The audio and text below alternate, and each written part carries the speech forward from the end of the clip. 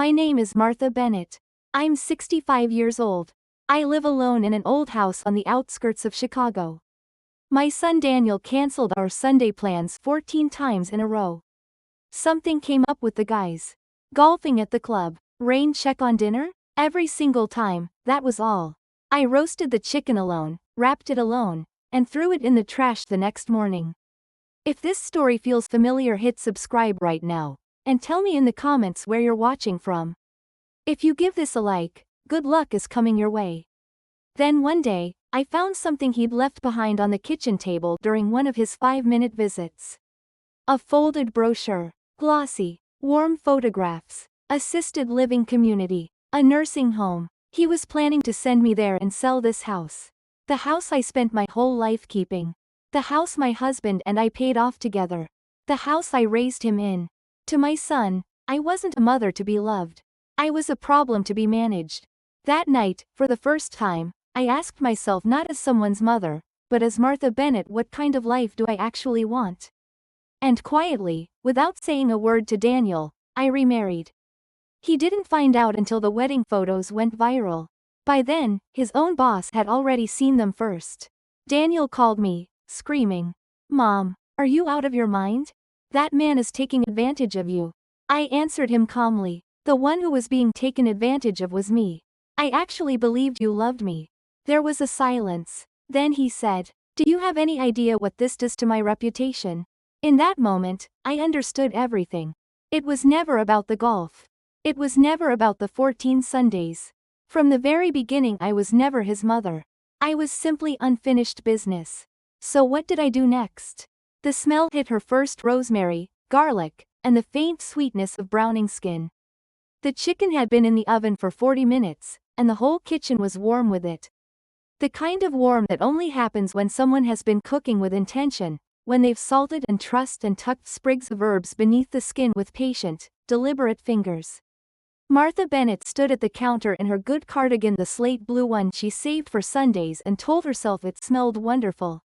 She told herself that twice. Outside, November had settled over the Chicago suburb like an unwelcome guest that had stopped pretending to be polite.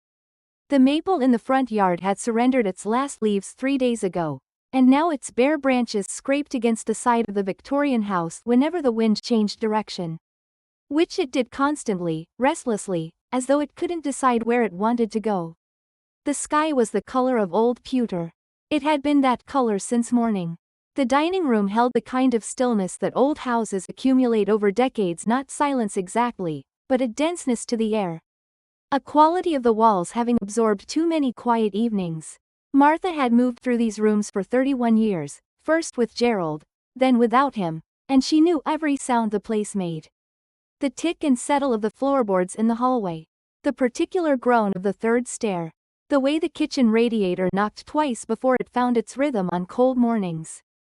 These were not comforting sounds so much as familiar ones, and there was a difference, though she had only recently begun to understand what it was. She adjusted her reading glasses and pulled the chair out from the mahogany dining table, her chair, the one on the left. The one that caught the best afternoon light through the side window, though there was no afternoon light today. The table was set for 2 china plates with the blue willow pattern she'd bought at an estate sale in 1998.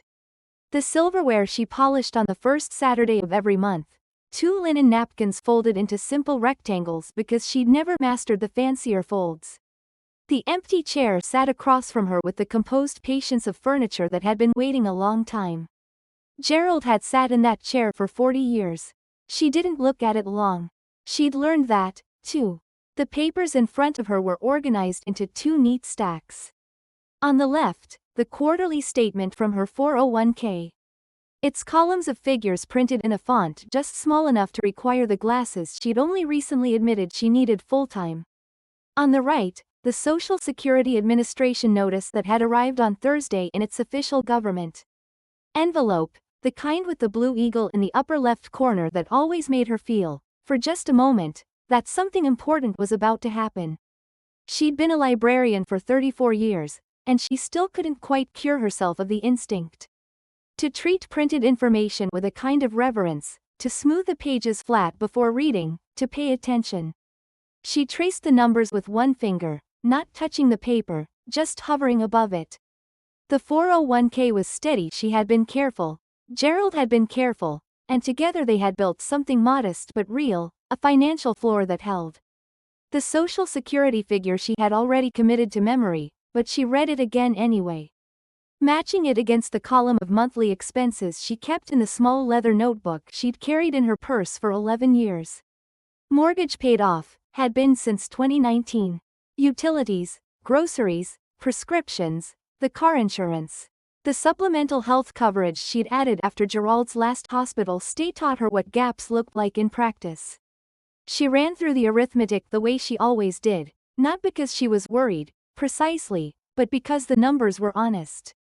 Numbers didn't cancel. Her phone was on the table to her right, face up, which was not her habit. She was not a woman who kept her phone face up on the table during meals, had always found it quietly rude. Even when she was alone, the implication being that whatever might interrupt was more important than what was already present. But today she had left it face up. She was expecting a call at 6, and it was now 5:47. The vibration, when it came, was brief. Not a call, a text. She recognized the difference by feel before she even looked down. Something came up with the guys. Golfing at the club. Rain check on dinner? She read it twice. Not because it was complicated. It was the simplest possible message. 8 words if you counted the contraction, and every one of them was clear.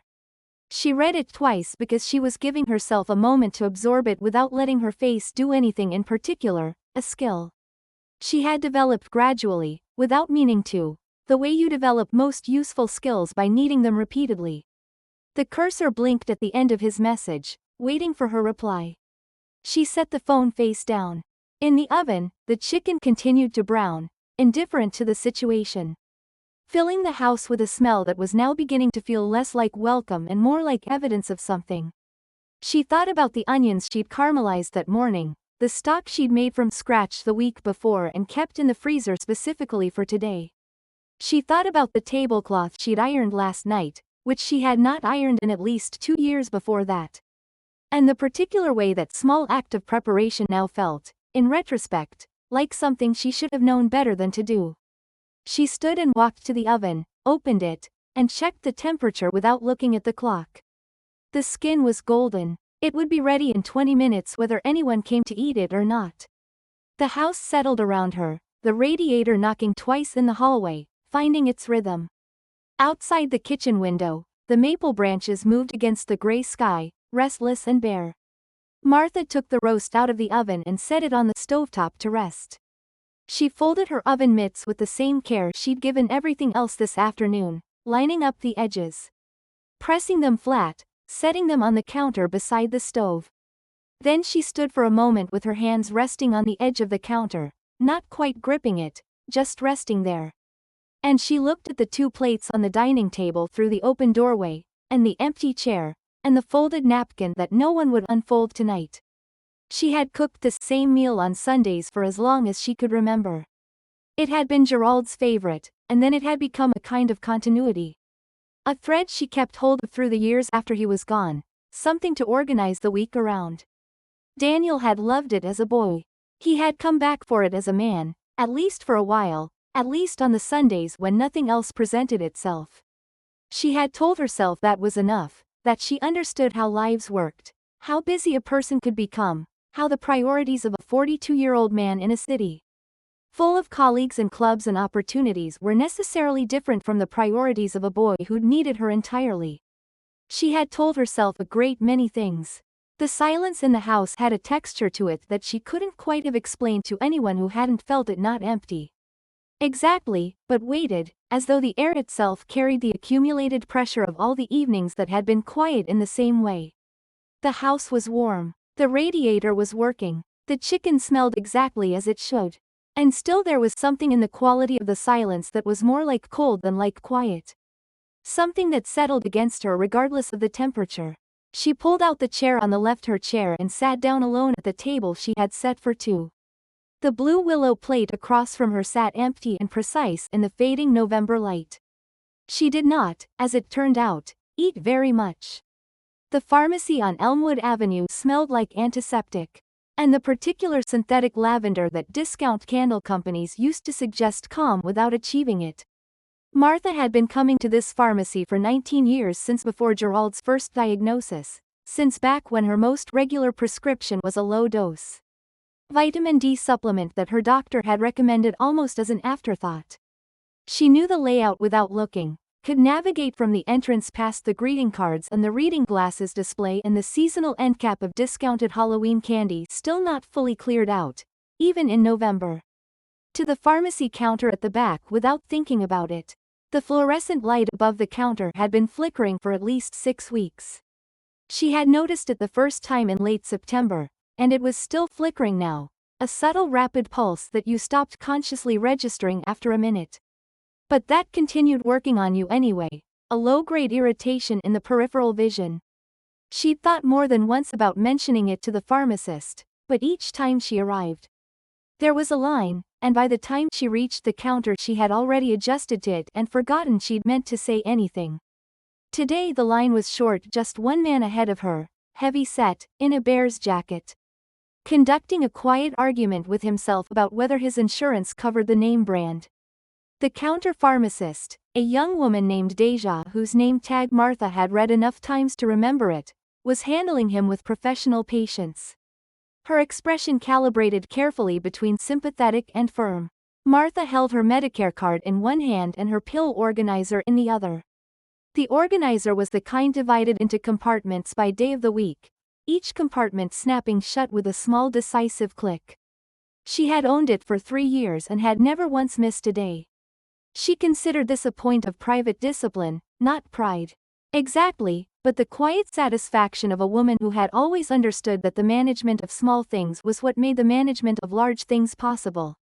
The man in the bear's jacket reached a resolution with Deja and stepped away, and Martha moved forward and placed her Medicare card on the counter. They went through the transaction with the ease of familiarity, Deja confirming the name, the date of birth, the address, the insurance information. The new prescription was for a blood pressure medication. Her doctor had added at her last appointment, a low dose, he'd emphasized, more preventive than corrective, nothing to be alarmed about. Martha had not been alarmed. She had asked 3 specific questions, written down the answers in her small leather notebook, and thanked him by name. Deja set the paper bag on the counter and began the standard rundown: take with food, avoid grapefruit, call if you experience dizziness or unusual swelling.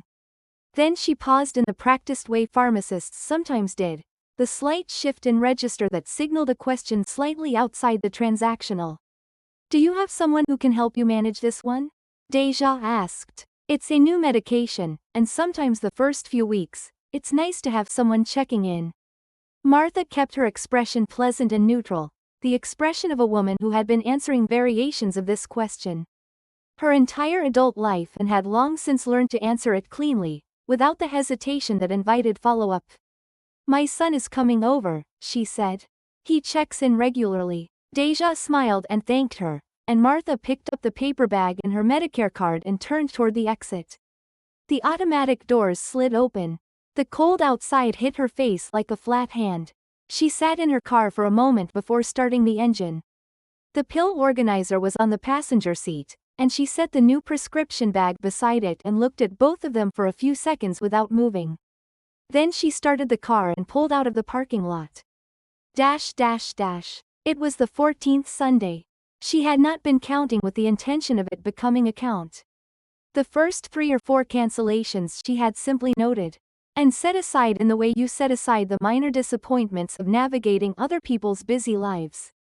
Daniel was a logistics manager for a regional distribution firm, a job that required networking, relationship maintenance, the cultivation of the right associations.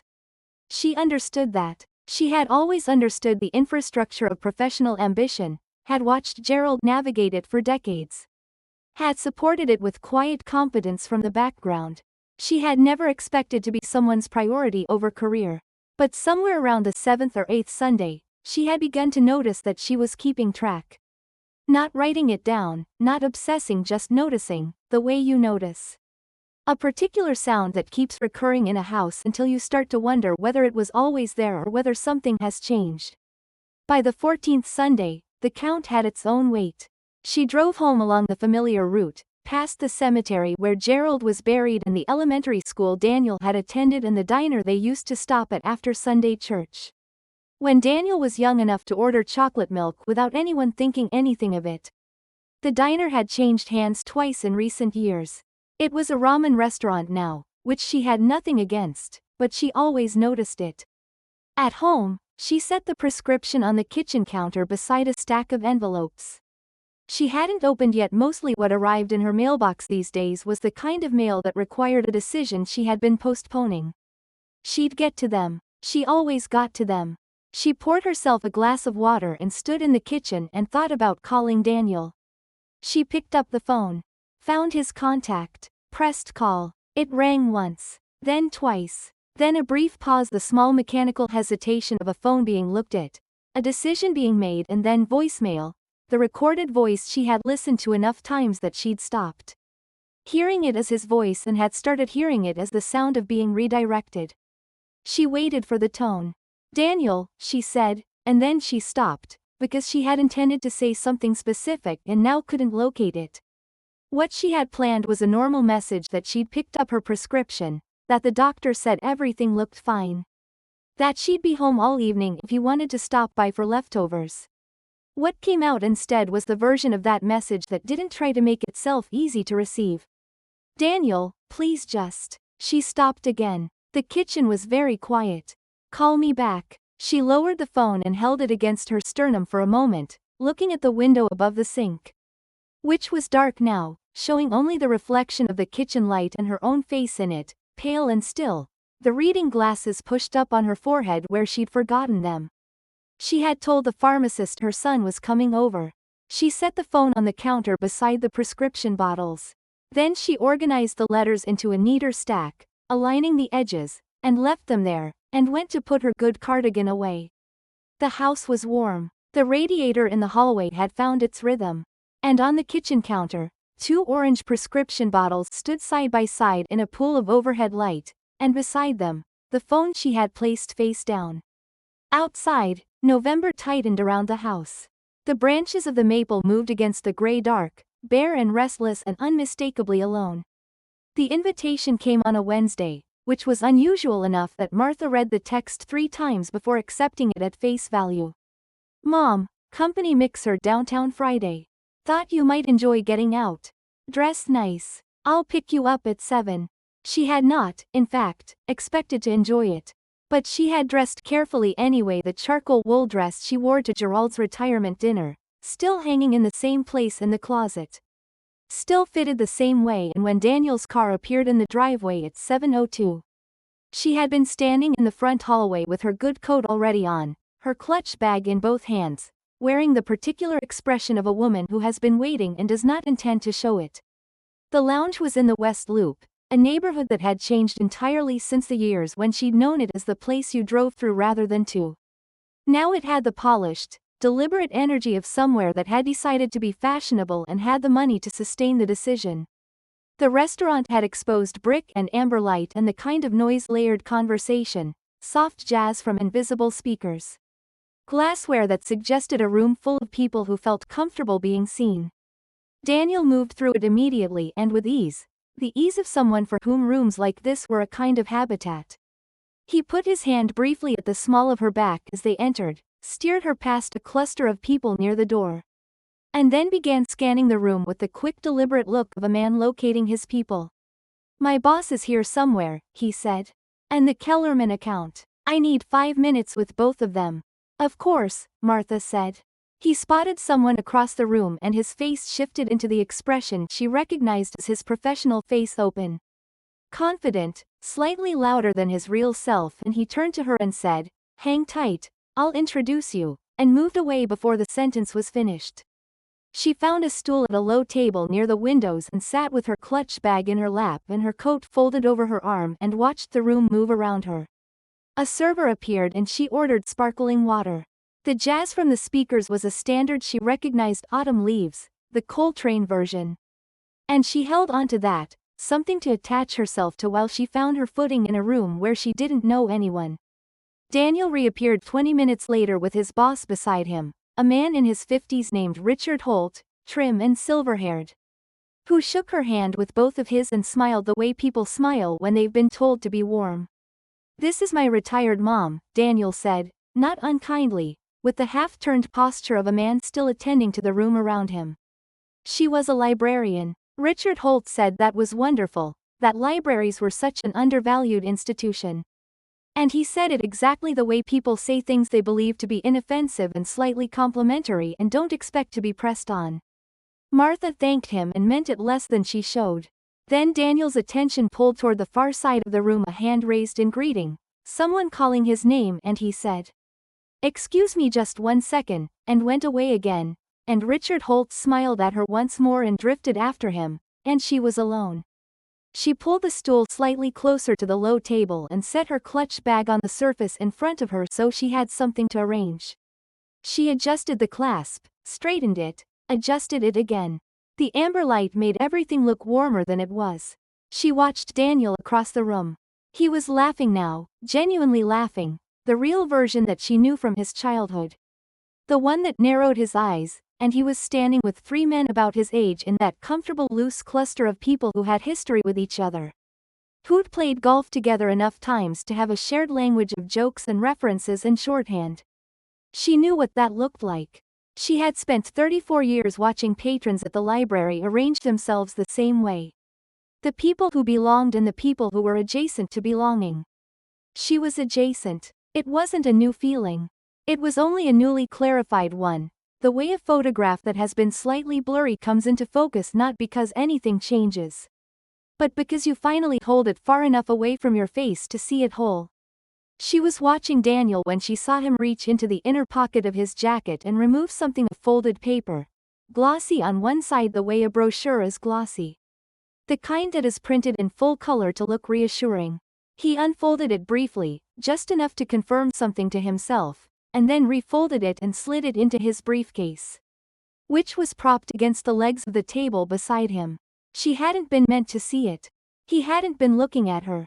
But she had good eyes, still, despite the reading glasses, and she had been looking at him with the specific attention of a woman who has been watching the same person for 42 years. And knows the difference between his absent gestures and his deliberate ones. The fold was deliberate. The placement into the briefcase was deliberate. There was a practiced quality to the movement that suggested it wasn't the first time he'd handled that particular document. She looked at it for a long moment, at the briefcase snapped shut, at the glossy corner of paper that was no longer visible. "Am I just an item on your to-do list, Daniel?" She hadn't meant to say it aloud. The words came out quiet enough that only she could hear them in the noise of the room. But she heard them, and they had the strange quality of something that has existed for a long time in one form, finally arriving in another, the way a thought, when you finally say it to yourself clearly, turns out to be something you have known for longer than you realized. Across the room, Daniel had his arm around the shoulder of one of the golf friends, laughing again. And she looked at his face, the easy pleasure in it, the total absence of self-consciousness, the particular freedom of a man who feels entirely comfortable where he is, and she thought about the 14 Sundays. She thought about the voicemail. She thought about the pharmacist asking if she had someone checking in on her. She thought about the brochure. It had been, in the half-second she'd seen it, the kind of brochure she knew from the library's community bulletin board. Glossy, warm photography, the words "assisted living community" in the tasteful serif font that such places favored, the font that was meant to say dignity and comfort and transition and was very careful never to say any of the things it actually meant. Her knuckles, she noticed, had gone white around the clutch bag. She released her grip slowly, deliberately, smoothing her hands flat against the beaded surface. She looked at Daniel one more time, at his profile in the amber light, at the easy authority with which he occupied the room, and then she looked at the empty stool beside her, where a coat had been placed by someone passing and then reclaimed without acknowledgement. He was the only person in that lounge who knew her name. She was the only person in that lounge who truly knew his. The distance between those two facts was the whole story, she thought. She had simply been the last to read it. She ordered a small plate of something from the server when he passed olives and bread. She didn't fully register what, and she sat with it untouched and her hands in her lap. And she watched her son work. The room with the confidence of a man who had never once looked back to check whether she was still there. She was still there. For now, she was still there. But something in the quality of her stillness had changed. The way water changes when it drops below a certain temperature, not solid yet, not visibly different, but fundamentally altered at the molecular level, moving towards something it could not be moved back from. She picked up her sparkling water, and she finished it, and she waited for him to remember she had come with him. And while she waited, she thought about the brochure, and the briefcase, and the way he had folded it with such practiced ease. As though it had already become part of the plan. The mortgage statement was in the left stack of papers, the one she'd organized on the dining table the previous Sunday before the text came. She hadn't moved it. After the mixer, after Daniel dropped her at the curb without coming in, after she'd hung up her good coat and set her clutch bag on the hallway table, and stood in the dark kitchen for a full 3 minutes without turning on a light, she had left the papers exactly where they were. She hadn't been ready to look at them again. She wasn't sure what she'd been waiting for. She was ready now. The house was cold in the way it got only in the deep part of November nights, when the radiator was working, but couldn't quite keep pace with the drafts that the Victorian's old bones let through. Around the window frames, under the back door, through the gap in the baseboard she'd been meaning to have fixed since spring. She hadn't turned on the overhead light. The kitchen lamp cast a low amber pool on the table, and beyond it, the rest of the room fell into deep shadow, and the heater in the hallway knocked twice and then settled into its uneven rhythm, and the house made its noises around her. She sat in her chair, the one on the left, with a cold cup of tea. She didn't remember pouring in the mortgage statement flat on the table in front of her. The house was paid off. Had been since 2019, the month after Gerald died, when the final payment cleared. And she had sat in this same chair and felt the strange hollow quality of a goal achieved in the wrong order, the absence of the person she'd meant to achieve it with. It was hers outright. That had always seemed like a simple fact, a reassurance, a floor beneath everything else. She looked at it differently now. She thought about what a paid-off Victorian in a Chicago suburb was worth in the current market. She thought about what a logistics manager's salary looked like against his lifestyle, the golf club membership, the downtown socializing, the good suits, the annual ski trips she'd seen in photographs on Daniel's phone the one time he'd shown her something on it and accidentally scrolled too far. She thought about the glossy brochure with its warm photography and its tasteful serif font and its careful, considerate language for the thing it actually was. I felt the floor drop beneath me. That was the only way she could have described what happened in her mind during those minutes at the kitchen table. Not a conclusion reached through reasoning, but a physical sensation. A sudden absence of support, the recognition that what she had believed was solid ground was something that could be moved around her without her participation. He was her son. She had held him in the delivery room and counted his fingers. She had packed his lunches and attended his school plays, and worked a double shift every Thursday for 6 years to build the savings that sent him to the school he'd wanted. She had sat beside Gerald in the later years and listened to him say, quietly, that Daniel was a good man, that Daniel would do right by her, that she shouldn't worry. She had believed that. She had made herself believe it, the way you make yourself believe the things that are necessary to believe in order to keep going forward. She reached across the table and pulled the second stack of papers toward her. She had not looked at this one in several weeks. It had accumulated gradually.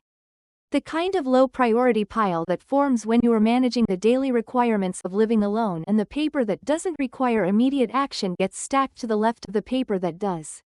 Beneath a utility bill and a charitable solicitation from the library's annual fund was a document she recognized the moment she touched it, before she'd unfolded it, by its weight.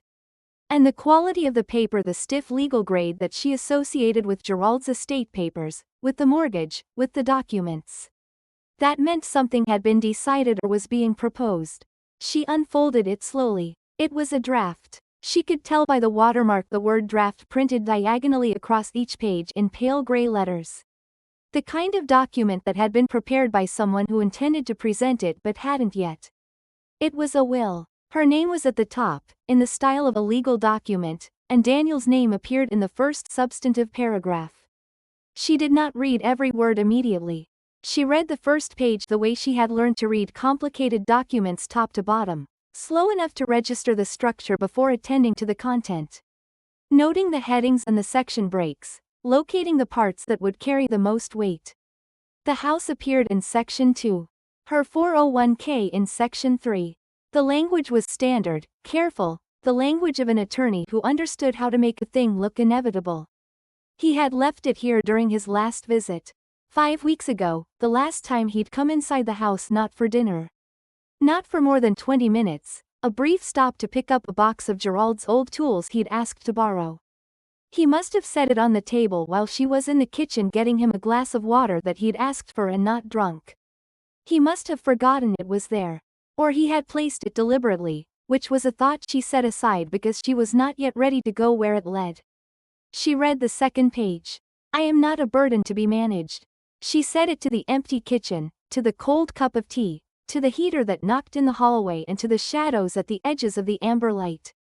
She said it the way you say something that you need to hear in your own voice before you can begin to understand what to do with it. She was 65 years old. She had managed her own finances with exactness and care for her entire adult life. She had held a job she loved and done it well enough that the library had named a reading room for her when she retired. She had raised a son. She had buried a husband. She had navigated every form and statement and legal document that life had placed in front of her. Always, without needing anyone to manage it on her behalf. The draft will on the table in front of her was not a document she had been consulted about. It was a document she had been presented with, silently, in her own kitchen, while her son accepted a glass of water he didn't intend to drink. She sat with that for a long time. The lamp made its small pool of light. The house settled and made its noises. Outside, the November wind moved through the maple branches, and the dark pressed against the kitchen window, and her own face looked back at her from the glass pale, still. The reading glasses she'd forgotten on her forehead, the cold cup of tea beside her hand. She looked at her face in the dark window for a while. Then she picked up the draft will and she began to read it from the beginning. Every line, every section, every clause. She read it the way she had read 34 years of library acquisitions. Reports and budget proposals and community programming applications with the steady, focused attention of a woman who understood that the fine print was where the real information lived. When she finished, she set it on the table beside the mortgage statement and the 401k papers. And she sat with all of them arranged in front of her, the documents of her life, and she looked at them for a long time without moving. Then, for the first time in years, she opened the leather notebook and turned to a fresh page and began to write. Not a list of what she had lost. A list of what she still had. And what she could do with it. Friends, thank you so much for staying with Martha this far. We've watched her spend 14 Sundays alone at a table set for two, stand in a pharmacy and tell a kind stranger that her son checks in when he doesn't. We've seen her sit in a glittering downtown lounge, invisible at her own son's event, and catch a glimpse of something in a briefcase that changed everything she thought she knew. And now she's sitting in her kitchen in the dark, reading the fine print of her own life for the very first time. She's not broken, she's waking up. What happens next will surprise you. Stay with us because Martha Bennett is about to remind all of us that it is never, ever too late to stand up for yourself. The loan papers were in the cedar chest in the bedroom, in a manila folder behind Gerald's discharge papers from the Navy. And the children's drawings Daniel had made in kindergarten that she'd kept without ever deciding to, they were simply there. The way the important things were, gathered without ceremony into the places where the house held memory. She had found them on a Tuesday morning, 3 days after the night at the kitchen table. 3 days into the new habit of reading everything she'd been managing on automatic pilot for the past decade with the fresh eyes of a woman who had decided she was done being surprised. The folder was thicker than she remembered. Inside it, behind the tuition receipts and the financial aid correspondence, were the original loan documents from 1998. Her signature was on every page, her signature alone, because Gerald's hands had already started shaking by then. The tremor they would not have a name for until 2 years later, and she had signed without discussion because there was no other option, and she had not wanted Daniel to know there was no other option. She sat on the edge of the cedar chest with the folder open across her knees and looked at her own handwriting from 26 years ago. It was neater than her current handwriting.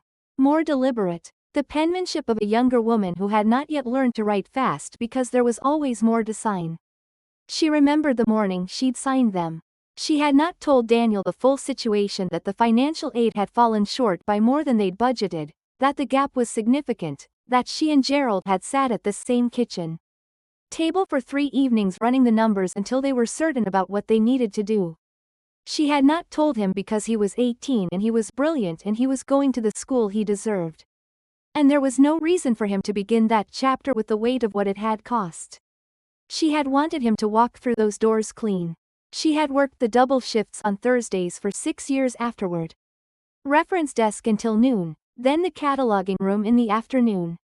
The work that nobody wanted, the unglamorous labor of keeping a collection organized and discoverable, the work she'd always loved precisely because it made things findable. Her hands had cracked in the winters from the paper and the dry library air. And she'd kept a small tin of hand cream in her desk drawer that she applied so automatically it had become invisible to her. Daniel had never known about the double shifts. He had graduated and moved forward, the way she had wanted him to move forward. He had called every Sunday, for a while. Then every other Sunday. Then monthly, as his life filled up with the things that a life fills up with when you are young and building something. And the person you came from is safely in the background, managing herself, as she always had. "I'll take care of you, Mom. Always." She heard his voice saying it as clearly as though he were in the room 22, standing in the driveway. With his first real suitcase, heading for his first real job. She had believed him, not blindly, but with the specific confidence of a mother who has watched a child develop into someone who means what he says. She had believed he meant it the way she had meant everything she'd ever promised him. She closed the folder and held it in both hands for a moment.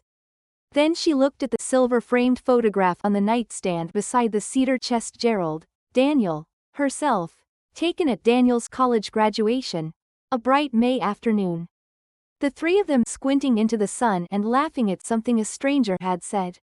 Gerald's hand was on Daniel's shoulder. Her hand was on Gerald's arm. The chain of it, the frame had a thin layer of dust along the top edge. She pulled the cuff of her sleeve over her finger and wiped it clean. The trust she had built across 42 years had been, she understood now, a bridge she'd constructed and maintained entirely from her side. She had never checked whether he was building from his. She had assumed the middle would meet. That was the assumption, the quiet, enormous, costly assumption that she was done making. She set the photograph back on the nightstand and stood and put the folder back in the cedar chest and closed the lid. In the kitchen, the phone was face up on the counter. She looked at it for a moment from the doorway. And then she picked it up and opened the browser and typed 3 words into the search bar: real estate attorney, Chicago. She scrolled through the results with the reading glasses on, and the steady hands of a woman who had decided, and wrote 3 names in the leather notebook, and underlined each one. She found him in the biography section, which she had always considered the most honest part of any library. Fiction required you to suspend something, biography asked only that you pay attention. She had spent 34 years in this building in various capacities, and the biography section had always been where she felt most herself among the lives that had been lived and recorded. And placed on shelves in alphabetical order, available to anyone who wanted to look. She was returning a cart of reshelved books when she noticed him, a man about her age. Silver-haired, in a good wool coat that had seen several winters of wear, standing in front of the L's with a copy of a Robert Moses biography open in his hands. Reading the back cover with an expression of genuine consideration rather than the performative browsing she was used to seeing. She pushed the cart past him and he stepped aside automatically, and then said, without quite looking up, "Have you read this one?" She paused. "Several years ago. It's thorough." He was a remarkable man in the worst possible ways. He looked up then, and his expression shifted into something warmer. "That's the most accurate description I've ever heard of that book."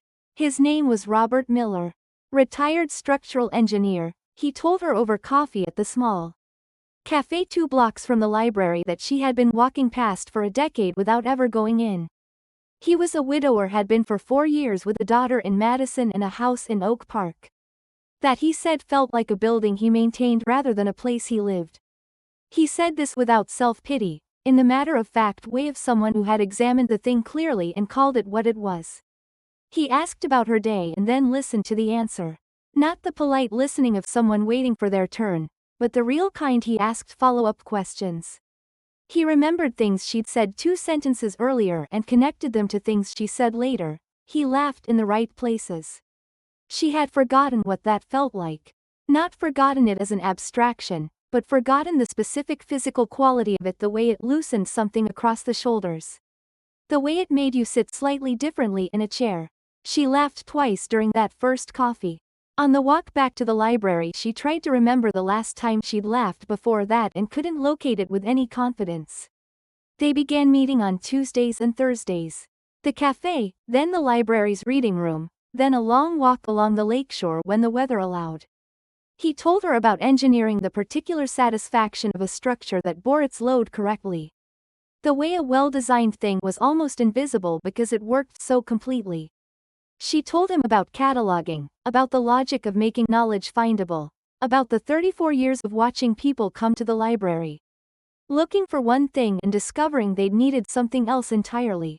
She told him some things she hadn't said aloud in years. He didn't treat them as revelations. He received them the way a good structure receives a load, steadily, without making a production of it. She had not told him about the brochure. She had not told him about the draft will. Those things were still being organized in her mind, moved from the pile of raw experience into the pile of understood information.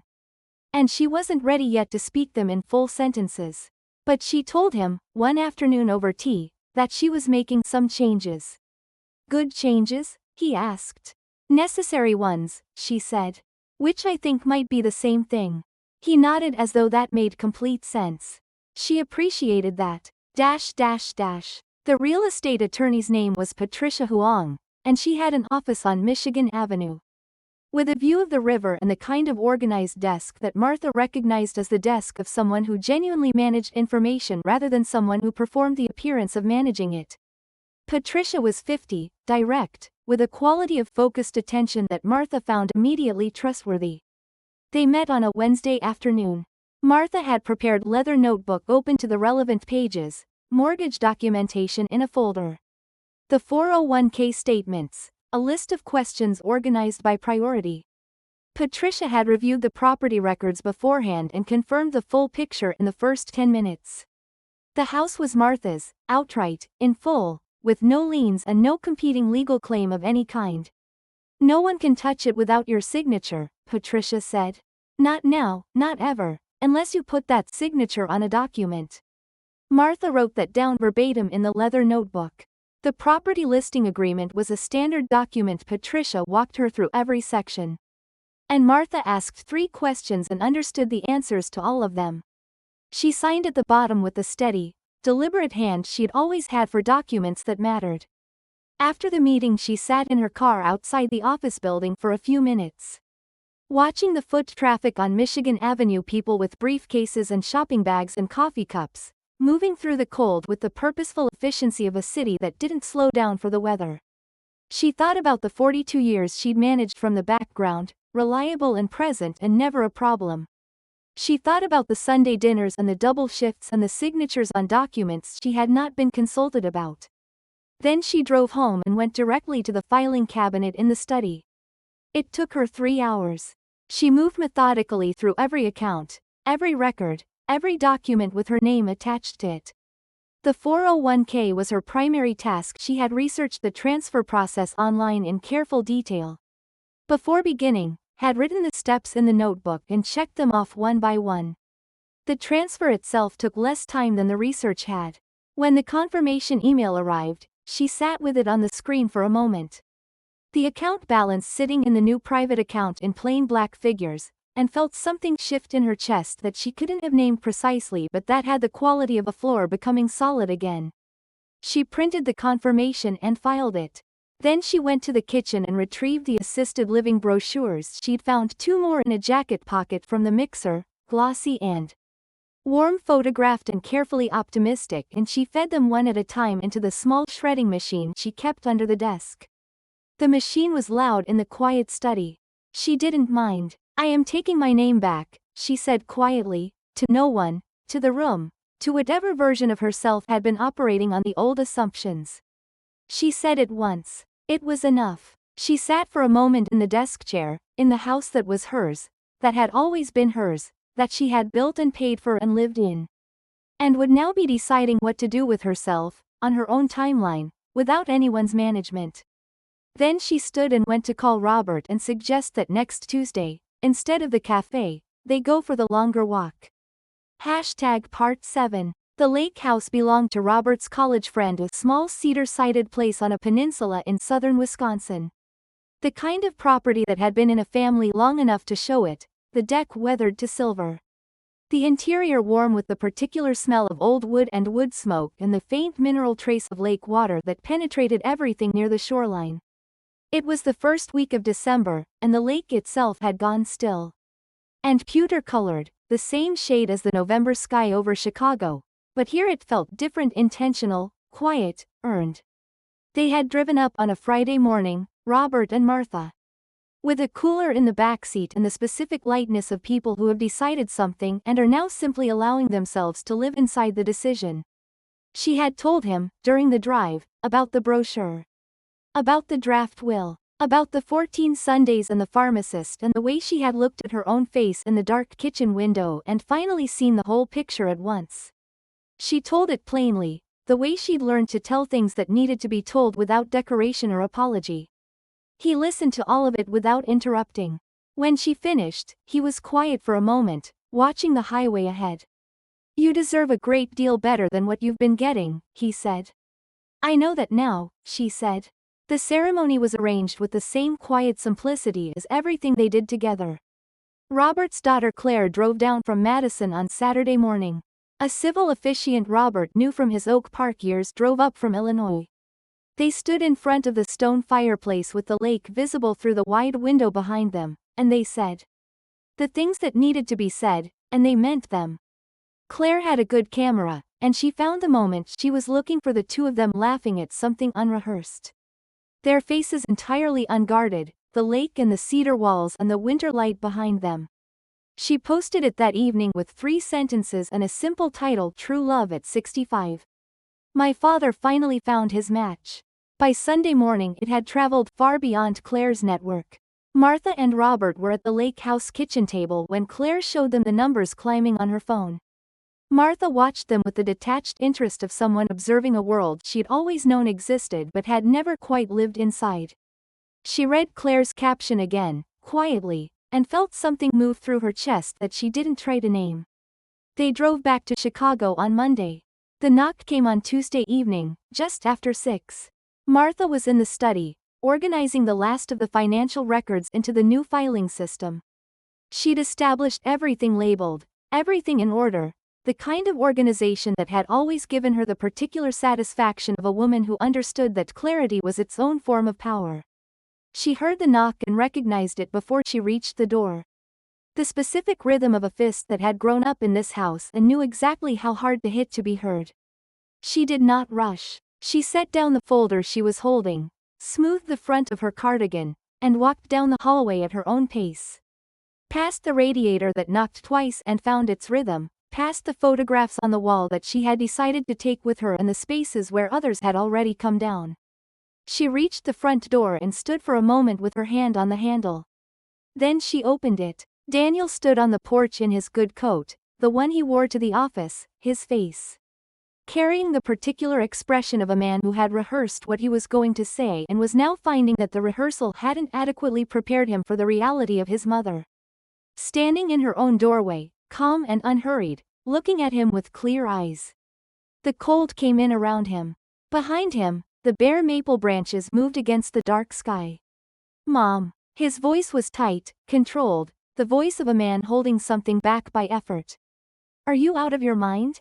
You got married without telling me?" She looked at him steadily. He was 42 years old. She had known his face for every one of those years, had watched it move through every version of itself, from the boy who'd cried at his father's funeral to the man who'd introduced her to his boss as my retired mom and walked away before the sentence was finished. She knew this face too. The jaw set, the eyes slightly too wide. The expression of a man who believes he has been wronged and has not yet considered by whom. You were busy, she said. Golfing, remember? The color moved up his neck the way it always had since he was a child, the involuntary tell she had never mentioned because there had never been a reason to. There was a reason now. I can't believe, he stopped. Started again. Do you have any idea what this does to my reputation? My boss liked that photo before I even saw it. I had to find out from Richard Holt that my own mother got married. Do you understand how that looks?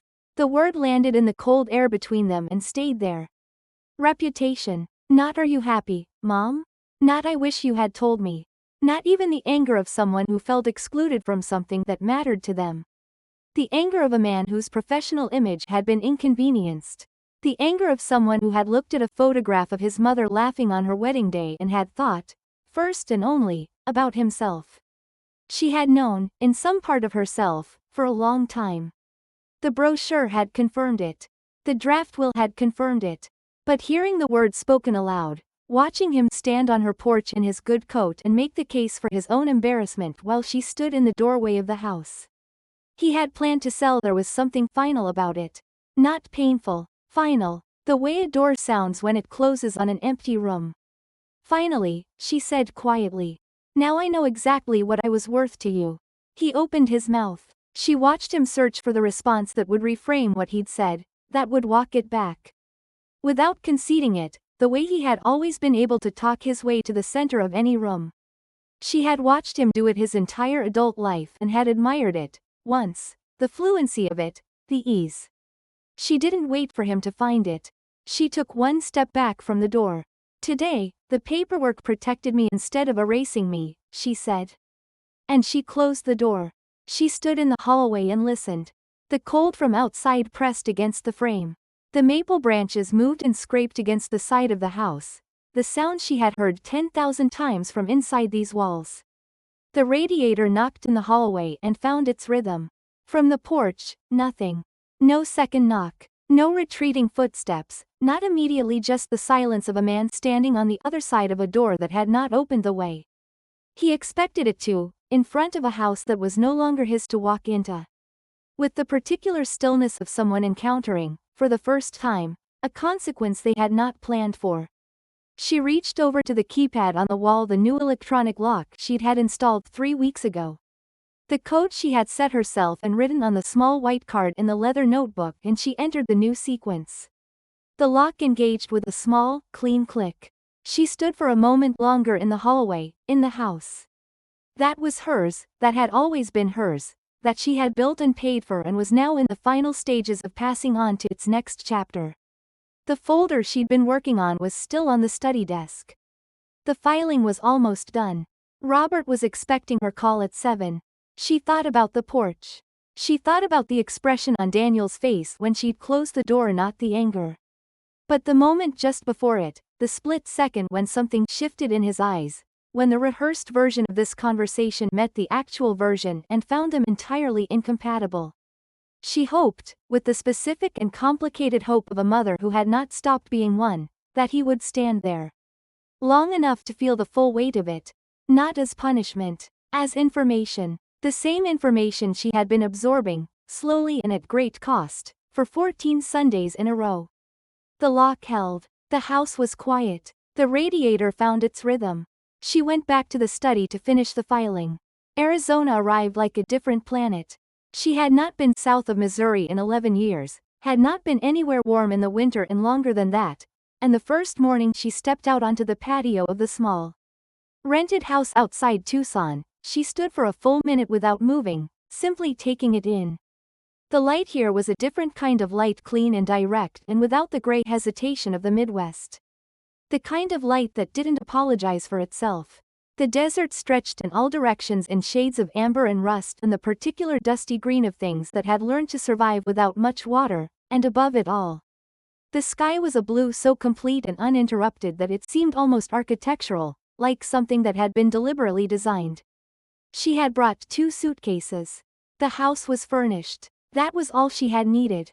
Robert had found the rental through a friend from his engineering years, who had retired to Arizona 5 years ago and had been sending enthusiastic emails about the winters ever since. It was a low adobe house with a courtyard and a patio with terracotta tiles and 2 chairs positioned toward the desert view. The way you position chairs when the view is the point. On the kitchen table, their first morning, she'd set out the travel itinerary. She'd printed and organized in a folder the cruise documents, the shore excursion bookings, the details she'd managed with her usual thoroughness and that she'd been looking at for 3 weeks with the specific pleasure of something anticipated. She set the new passport beside the itinerary folder and looked at both of them in the Arizona morning light. The passport photo, taken at the drugstore on Elmwood 3 weeks ago, showed a woman who looked directly at the camera without apology. She was 65 years old, gray-haired, wearing her good earrings. And her expression was the expression of someone who is cooperating with the process rather than performing for it. She had looked at the photo when it came back and thought it was a good likeness, which was not something she'd thought about a passport photo in many years. The cruise was in February, 2 weeks through the Caribbean, with stops. She'd looked up carefully and added to a separate section of the leather notebook that was now filling with the particular kind of information she'd never had occasion to record before. Recommended walks, local markets, a snorkeling company in one port that Robert's friend had recommended. She had written it all down in her neat, unhurried hand, and the writing itself had been a kind of pleasure. The pleasure of a woman who had always loved organizing information and who was now, for the first time in memory, organizing it entirely for herself. Robert was inside making coffee. She could hear the particular sounds of someone else's morning from the patio. The specific small noises of another person moving through a shared space with the comfortable ease of someone who belonged there. She had not heard those sounds in the house since Gerald.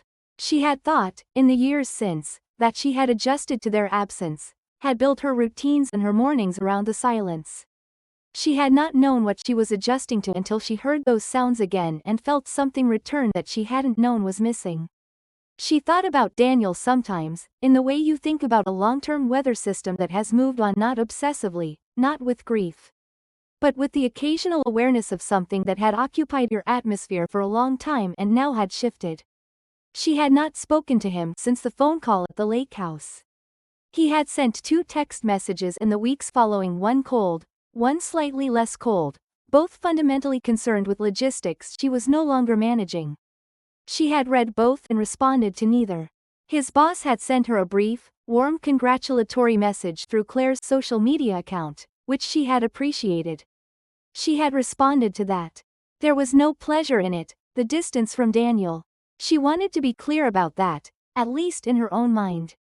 There was no revenge in it, no satisfaction at his discomfort.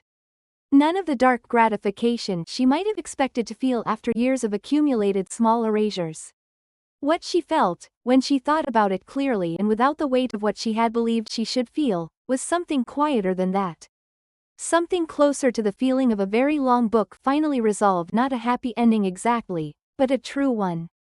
Which was not the same thing, and which was, in its way, better. She had written him a postcard. She'd bought it at the drugstore near the rental house, the kind with a Sonoran desert photograph on the front, saguaros against a sunset sky. The kind of image that worked better than most desert photographs because the photographer had waited for the light to be right.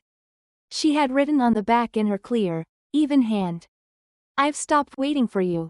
I'm too busy living." She had signed it Martha, not Mom, not Love, and addressed it to his Chicago office and dropped it in the mail on Tuesday. She had held the pen above the signature for only a moment. Then she had written her name with the same hand she had used for 34 years of library documents and 42 years of mothering and 31 years of marriage, her own hand. Her own name, her own signature, and for the first time in longer than she could clearly locate, the act of writing it had felt like an accurate description of herself. Robert came out with 2 mugs and set one on the tile beside her chair and took his own chair, and they sat together in the morning sun, looking at the desert, which went on being enormous and still and indifferent in the best possible way. The indifference of a thing that had no opinion about you, that simply offered itself in all directions, that did not require anything from you except your attention. At 65, I finally learned that starting over isn't failure. It's just knowing, at last, what you were always capable of. The cruise itinerary was inside. The passport was on the table. The sun was moving across the desert at its own pace, in its own time, turning the saguaros into long clean shadows that fell toward the east. Martha picked up her coffee and held it in both hands, the way she'd held that cold cup of tea in the dark kitchen back in November. Except that this time it was hot and the light was everywhere and she was sitting next to someone who had asked about her day and waited for the answer. She did not think about the empty chair across the mahogany table. She did not think about the Sunday dinners that had gone uneaten or the voicemails that had gone unreturned. Or the name my retired mom that had reduced her to a category in a downtown lounge. She thought about the desert, and the light, and the itinerary on the kitchen table. And Robert's voice from inside the house that first morning, the comfortable small sounds of belonging. She thought about how, somewhere in Chicago, a man she had raised was facing the quiet consequences of who he had chosen to be. And she thought about how that was, now, entirely his work to do. Not hers. She had done her work. All of it, for all of those years, she had done it without complaint and without credit and without asking whether anyone was keeping count. It turned out she had been keeping count for all of them, the whole time, in the steady ledger of her own character. The balance, she found, was more than sufficient. She signed her name to that, too.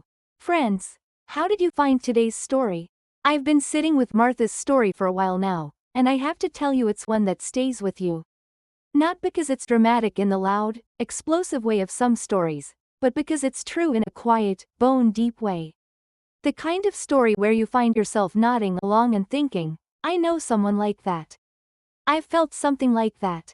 I understand exactly what that silence sounds like. Martha wasn't a woman who had been robbed at gunpoint or betrayed in some operatic, headline-grabbing way. What happened to her was smaller and, in many ways, harder to name. She was made invisible, gradually, systematically, by the person she had sacrificed the most to lift up.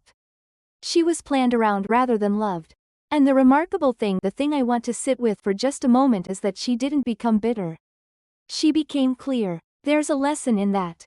When we face the moment that Martha faced sitting alone at a table set for two. Reading the fine print of a life that has quietly been arranged without us, we have a choice. We can collapse under the weight of it, or we can do what Martha did. Pick up a pen, open a notebook, start reading every line. We all face moments where we have to choose who we are. Where the comfortable story we've been telling ourselves finally shows its seams, and we have to decide what comes next. Martha's answer was not revenge. It was not rage. It was something quieter and more lasting than either of those things. It was simply the decision to take herself seriously. To treat her own name as something worth signing, worth protecting, worth living up to. She found Robert in the biography section, which seems exactly right to me. Among the lives that had been lived and recorded and made available to anyone willing to pay attention. And at 65, she paid attention to her own. I hope this story brought you a little comfort today, and something to hold on to. Whatever chapter you're in, whatever table you've been sitting at alone, it is never too late to sign your own name and mean it. It is never too late for the 15th Sunday to be the one that finally belongs to you.